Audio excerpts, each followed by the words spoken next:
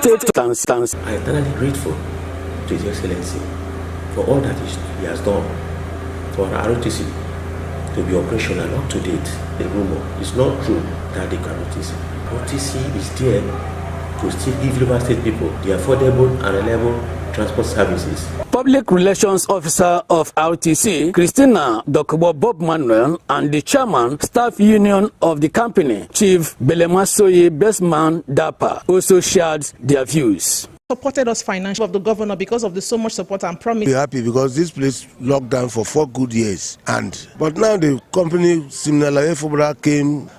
Working with RTC gives me joy. They render a good service to their customers. Price is cheapest.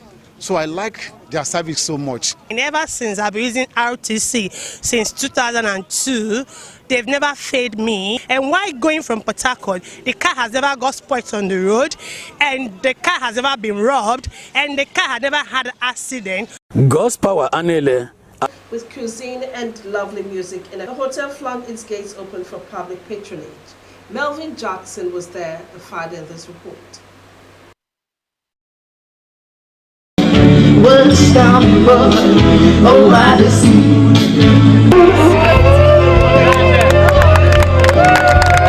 A hub for leisure and business, the resort showcased its services, including golf tournaments, restaurant for wining and dining, and relaxation sports, with its luxury go-to among travelers, families on services and world-class amenities. The resort is set to redefine the standards of luxury travel. According to Lino Fiore, hospitality is about creating moments that matter. The resort aims to provide an unparalleled level of service, combining stunning natural beauty with world-class. Find international cuisine as well as Nigerian wonderful one. They can enjoy our private swimming pool. And Director of Heliconia Park Hotel and Golf Resorts, Mike Epele, said with an 8-hole golf course, the cream of management and staff are at the service of the public, delivering exceptional services and ensuring that every guest has an unforgettable experience. It's pocket friendly, it's not too expensive, and so all class of persons enjoy the ambience of this facility. Paramount ruler of Romokrosi town, His Royal Highness Eze Simeon Wokoma, showered encomiums on the hospitality company as they lift the lingering unemployment in his kingdom. It's a home away from home. It's a place we can come and relax. They've done well. They've shown commitment to the development of this country, and they have invited critical stakeholders like us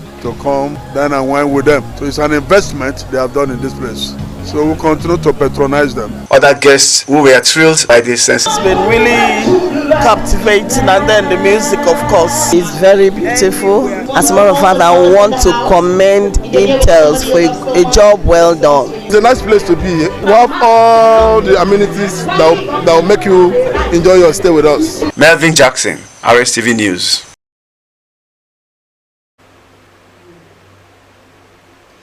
President Bola Tinubu is slated to inaugurate the newly renovated National Arts Theatre in Gamo, Lagos, which has been renamed the Wole Soyinka Center for Culture and the Creative Arts on Wednesday, October 1, 2025, in a ceremony marking Nigeria's anniversary. In a joint statement by the CBN, the Bankers Committee, and the Federal Ministry of Arts, Culture and Creative Economy, they understand reopening at the CBN, and the Bankers Committee represents one of boldest private sector-led interventions in Nigeria's cultural infrastructure. The Federal Ministry of Arts, Culture and Creative Economy provided policy oversight and stewardship, ensuring the facility's rebirth as a national asset and launchpad for the country's creative industries. Tinubu, who in July 2024 renamed the edifice the Wole Soyinka Center, Lagos State Governor Babajide Sanwo-Olu and the Minister of Arts, Culture, turned Wednesday, 1st of October as a public holiday to commemorate Nigeria's 65th independence anniversary. Minister of Interior, Honorable Olubunmi Tunji-Ojo, who made the declaration on behalf of the federal government, congratulated all Nigerians, both at home and in diaspora, on this historic occasion.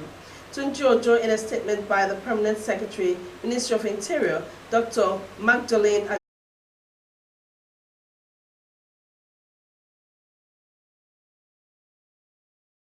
significance of the milestone anniversary, the federal government remained committed to celebrating Nigeria's 65th year of independence with dignity and enthusiasm. It added that all other programs scheduled for the independence anniversary will remain in effect. The statement conveyed government's deep regret of any inconveniences caused by the cancellation. The federal government is set to arraign a human rights activist, Omoyele Sowore, on a 5-count charge for allegedly making false posts against President Bola Tinubu to cause breakdown of law and order. Sowore was cited at the federal court in Abuja on Tuesday.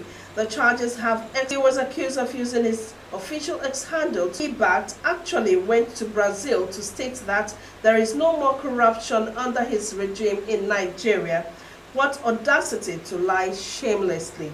The alleged offending post, said to be contrary to Section 24, subsection 2B of the Cybercrimes Prohibition and Prevention Act 2024, was said to have been made on August 25 within the jurisdiction of the Federal High Court. Meanwhile, Justice Mohammed Umar of the Federal High Court Abuja has fixed October 27, 2025 for the arraignment of a human rights activist, Omoyele Sowore. The scheduled arraignment on Tuesday was stalled as a result of non-service of the 5-count charge of alleged cybercrime on him. At the day's proceeding, the Director of Public Prosecution from the Ministry of Justice told the court that they were ready to arraign Sowore, X Corporation, and Meta Facebook, Incorporated as first to third respondents respectively. Sowore respondent also aligned himself with Abubakar's submission, noting that he had just served in court. The second defendant was not represented. Do you love and care about River State and peace? Let's build and take it to greater height. This is a task we must all accomplish. And now ahead on the news at 3, trial of former Malian Prime Minister Mo Samara gets underway, and 3 dead, dozens trapped after Indonesian school collapses on students. Details of this and more will come your way when we return from the break. Do stay. This is Rstv World News. We bring you world-class news, accurate, first-hand, entertaining, balanced analysis. Rstv, Channel 22 Port Harcourt. This is Rstv World News. We bring you world-class news, accurate, first-hand, entertaining, balanced analysis. Rstv, Channel 22 Port Harcourt. You're welcome back and thanks for staying with us on the second segment of the news. And now in politics, the presidency has recognized the rights of former President Goodluck Jonathan to contest the 2027 presidential election, but noted that its tenure, apart from lacking any clear economic agenda, engaged in frivolous spending, ran the economy aground and put the country in dire straits. In a statement by presidential spokesperson Bayo Onanuga, the presidency emphasized that Jonathan was welcome to square up to President Bola Tinubu at the 2027 presidential election. It, however, advised Jonathan to be wary of PDP sugar-coated cheerleaders who only wanted to lure him into the race to satisfy their personal, religious, ethnic, and political interests. The presidency made the disclosure while reacting for the first time to comments by former Minister of Information, Professor Jerry Garner, that Jonathan would contest the 2027 presidential poll under the platform of People's Democratic Party, PDP. Faulting Jonathan's ambition, the presidency added that the Tinubu presidency in the last 28 months had been busy correcting the past misdeeds of the Jonathan government by resetting the economy, removing Renewables fuel subsidy, and abolishing multiple exchange rates, which paved the way for arbitrage to flourish. The meeting between the delegation of the Petroleum and Natural Gas Senior Staff Association, Pengosan, and the management of the Dangote Petroleum Refinery over the lingering industrial disputes has ended in a deadlock.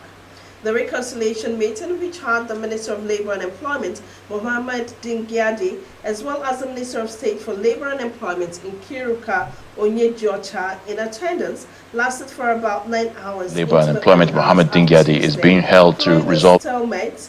Dingyadi said the meeting would reconvene to resolve the deadlock at 2 p.m. on Tuesday. Members of Pengusan, led by President Festus Osifo, and some members of the Dangote refinery management attended the meeting at the conference room of the Minister of Labour and Employment. The union and the private refinery are at loggerheads over unresolved labour issues. And now on foreign scene, the trial of former Malian Prime Minister Moussa Mara got underway at the cybercrime court in the capital, Bamako. Friday Ruth has details of this and other foreign tidbits. Mara has been charged with undermining the credibility of the state, opposing legitimate authority, and inciting public disorder. This follows comments Mara made in July on social media after visiting detained opposition figures in jail. In a post on X, he expressed solidarity with the men, describing them as prisoners of conscience. He said his visits were to make sure that the flame of hope never fades in them. Mara served as Prime Minister for 9 months a decade ago and has recently become an outspoken critic of the military government. Rescuers are racing to pull dozens of students and workers from under the rubble of a school building that collapsed in East Java, Indonesia. Officials said 3 people have been killed and 99 others hospitalized, some of them with critical injuries, adding that the death toll may rise. At least 38 others, many of them teenage boys, remain trapped under the Al-Kozini Islamic boarding school in the East Java town of Sadoja. They had gathered for prayers when the building gave way. US President Donald Trump said his plan for ending the war in Gaza is potentially one of the greatest days in the history of civilization and one that could bring eternal peace in the Middle East. The hyperbole was characteristic. His 20-point proposal, announced at the White House as Trump meets the Israel Prime Minister Benjamin Netanyahu, is still a significant diplomatic step, if not quite matching his exotic overstatement. The plan amounts to a shift in the Trump administration's position on the post-war future for Gaza and adds more pressure than Washington has applied this year on Netanyahu to accept a deal. Friday Ruth, Rstv Foreign News. And on entertainment scene, a popular Nigerian media personality, Teju Babyface, has sparked mixed reactions online after warning men not to confess if they ever cheat on their wives. In a viral video shared on social media, he spoke to both men and women but confessed his message more on men. Let's join Lele Barry Edwin as she tells us more.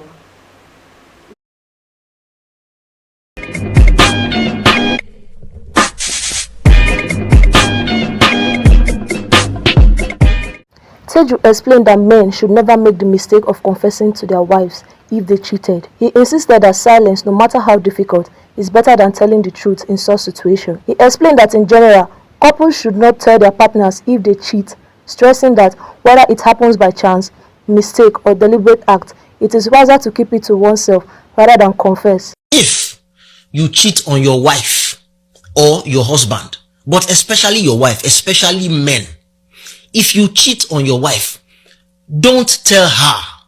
Don't confess. If you cheat on your spouse, don't tell them.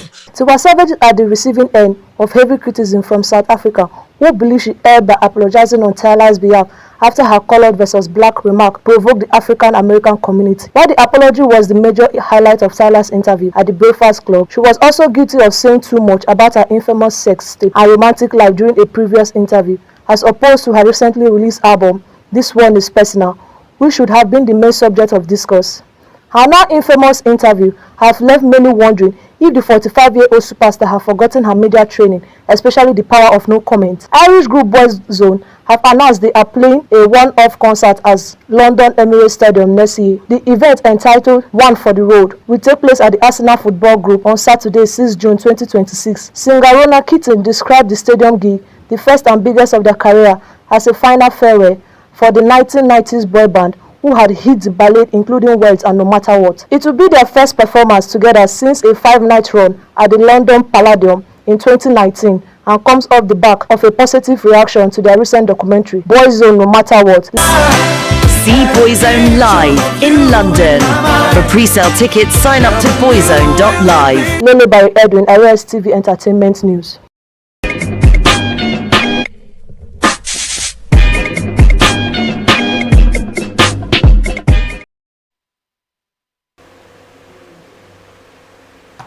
Thank you, Lily Barry, for that beautiful report. And from entertainment, we move on to sports.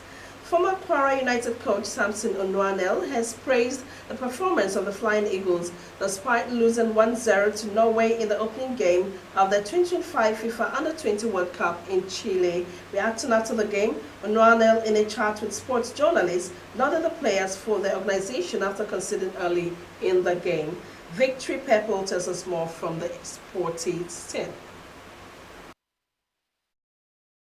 He expressed confidence that the team will bounce back to winning ways in their next game against Saudi Arabia. Recall that Rasmus Holten scored the only goal of the game for Norway in the first half via a penalty that was awarded by the referee. Former Super Eagles captain Mikel Obi has retweeted that Liverpool will make life difficult for Chelsea in the absence of Levi Conrio. He made this known on the backdrop of the team's poor defending against Manchester United and Britain in the Premier League. Both games featured red cards for Sanchez and Trevor Chalobah respectively. Speaking on the Obi-Wan broadcast, Mikel stated that Chelsea will struggle to cope against Liverpool attackers at Stamford Bridge on Saturday. Nigeria international Igbo will meet Slavia Praha's Champions League clash with Inter Milan on Tuesday due to injury. Igbo's absence was confirmed by the Slavia Praha's head coach, Jindrik Chipuskar. He will miss the league phase encounter as he is yet to recover from a strain injury. Speaking ahead of the clash, Chipuskar, he confirmed that those who are healthy and on the roster for the Champions League are going. Igbo 25 has made 4 appearances for Slavia Praha in Czech Republic top flights this season. The Nigerian international was part of the Super Eagles squad that won the 2025 Unity Cup in May and was also a member of the Flying Eagles side that featured at the 2019 U20 AFCON and the 2019 FIFA U20 World Cup. Pepper Victory Michael, Rstv Sports News.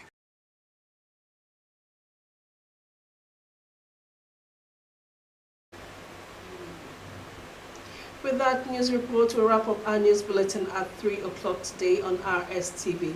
Do you love and care about your state and a peace? Let's build and take it to greater heights. This is a task we must all accomplish. You can watch our news live on YouTube and Facebook on Rstv Online. You can also subscribe and hit the notification bell for updates on our live feeds. My name is Iberi Ing. Don't forget to join us again at 7:30 tonight for more news. Good afternoon. Rstv, bring you the news as it is.